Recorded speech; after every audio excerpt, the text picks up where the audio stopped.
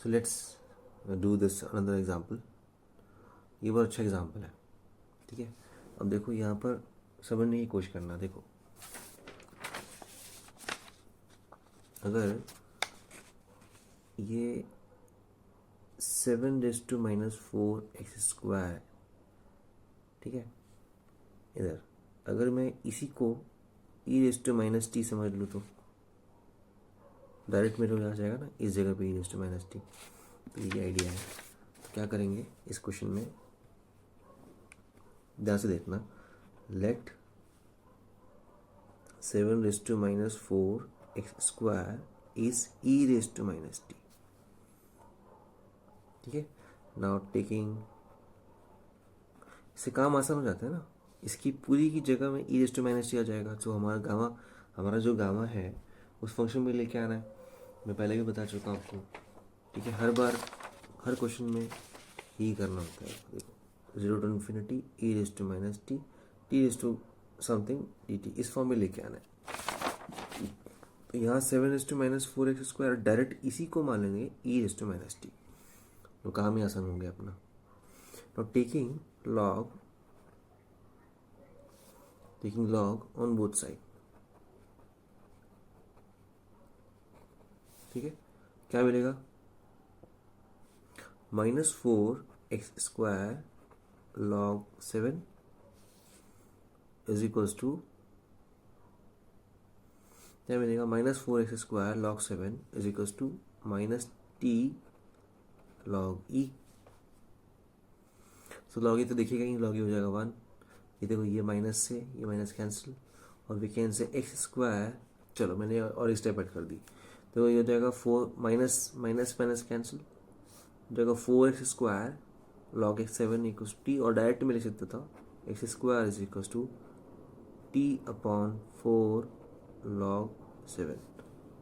तो यहाँ से आपको x क्या मिल जाएगा, x मिल जाएगा t/4 log 7 whole power half, square था ना, तो यह हाफ आ जाएगा। ये क्लियर हुआ। सो dx क्या मिल जाएगा, देखो अब ये मुझे मिल गया x इक्वल्स टू, तो dx क्या मिल जाएगा, dx मिल जाएगा, चलो ये इसको मैं ऐसे लिख सकता हूँ, t⁻1/2 अपॉन 2 रूट log 7। काम आसान कर दिया मैंने, इसको ऐसे लिख दिया। क्या, ये पावर हाफ है ना, t का पावर हाफ और इसका पूरे का पावर हाफ, यानी 4 का रूट क्या होगा 2, वो तो बाहर ले लिया, log 7, ठीक है। अब मैं dx निकालता हूँ, dx क्या आएगा, देखो 1/2 रूट log 7, और t⁻½ का कितना हो जाएगा, हाफ t⁻½ -1 dt, ठीक है। So finally we can say dx is equals to 1/2 to the 4 root log 7 and t⁻½ dt। यह आया समझ में आपको, ds की वैल्यू आ गई है, ठीक है। नाउ अभी आगे चलते हैं। सो देयरफॉर वी कैन से, ये क्वेश्चन जो है वो क्या दिखेगा अपने को, ध्यान से देखना। ये x² क्या है तुम्हारा, t/4 log 7, ठीक है। सो ये अगर ये x³ होता तो मैं पहले ये x की वैल्यू निकालता, x की वैल्यू क्या है मेरी ये, और उसका स्क्वायर कर देता। अब मैंने डायरेक्ट t² देखा है क्वेश्चन में, तो सीधा यही जो है वो आप कॉपी कर दो। तो देयरफॉर, अच्छा हाँ और एक बात, लिमिट्स क्या आएंगी, ऑब्वियसली लिमिट्स इस केस में भी वही रहेंगी, for x equal to 0, t equal to 0 and x equals to infinity, t is equals to infinity. रख के देख लो, x अगर आप 0 रख देंगे तो t भी 0 आ जाएगा, x इन्फिनिटी तो t भी इन्फिनिटी आ जाएगा, तो उसमें तो कोई टेंशन नहीं है, लिमिट्स तो वैसे की वैसी रहेंगी। सो 0 to इन्फिनिटी x² क्या लिखेंगे, t/4 log 7, और ये क्या है मेरा e⁻t, है ना, ये e माना ना मैंने, और dx क्या जाएगा मेरा, ये देखो dx इतना बड़ा आएगा, ये dx 1/4 log root log 7 t is to minus half d t. ठीक है, ये मैं पूरा यहाँ पर लिख देता हूँ, 1/4 root log 7 t raise to 1/4 root log 7 t raise to minus half d T.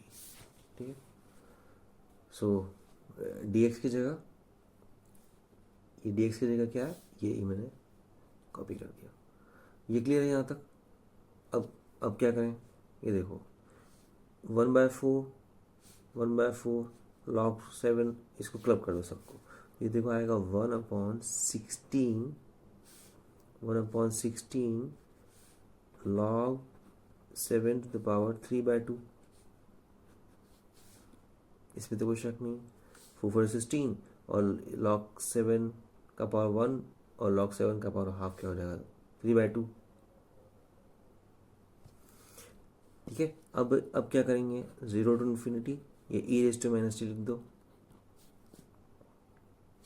और ये क्या है टी, और ये क्या है t raise to minus half, तो ये जाएगा t raise to half d t, है ना।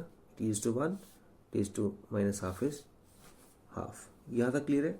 तो फाइनल क्या मिला आपको, देखो 1/16 लॉग 7 टू द पावर 3/2, ये हो जाएगा गामा 3/2।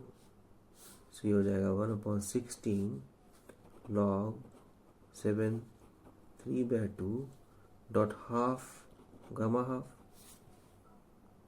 तो ये जो हाफ 2 इंटू 16, तो फाइनल आंसर क्या मिलेगा आपको, 1/32 लॉग 7 टू द पावर 3/2 और रूट पाई।